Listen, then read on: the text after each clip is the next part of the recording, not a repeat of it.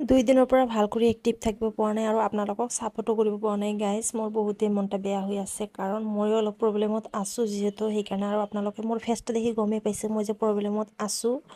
তো সময় পালে মই আপোনালোকক নিশ্চয় সাপোৰ্ট কৰিম। আৰু আজি টিফিনত কি বনালোঁ আহক আপোনালোক দেখাম। ৰাতিপুৱাই ৰুটি বনালোঁ পাতলা পাতলাকৈ নৰম কৰি আৰু মচুৰ দালি আৰু মুগৰ দালি এনেকৈ বনালোঁ। আৰু এটা চব্জি বনালোঁ স্কচ আলু বিলাহী কাবলি বুট আৰু বুট তেনেকৈ এখন চব্জি বনালোঁ। আৰু সৰু বেটাক চাওক ঘুমাই আছে এতিয়ালৈকে উঠাই নাই মই থাক ঘুমাই থাক। আৰু হাজবেণ্ডে কৰি আছে কি ডাঙৰ বেটাৰ কাপোৰখিনি ইস্তাৰি কৰি আছে আইৰণ কৰি আছে।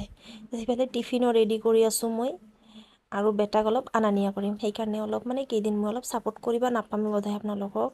তো আপোনালোকে বেয়া নাপাব আৰু তো বেটাক ৰেডি কৰাই খিলাই মই ৰেডি হ'লোঁ অলপ তাক থৈ আহোঁ স্কুলত ভাবিলোঁ। আৰু সৰুটাক অলপ বুজাই আছোঁ যে অলপ থাক পাপাৰ লগত মই দাদাক থৈ তাই বুজি পাল। তাৰপিছত চাওক আহাৰ সময়ত যাওঁতে বৰষুণ আহাতেও বৰষুণ কমাৰ নামেই নলয়। তাৰপিছত আহিলোঁ ঘৰত অহাৰ পিছত চাওক তাই খেলি আছে আহি কাপোৰ চাপোৰ খুলি ফ্ৰেছ হৈ ময়ো খাৱা আৰম্ভ কৰি দিলোঁ গাইজ।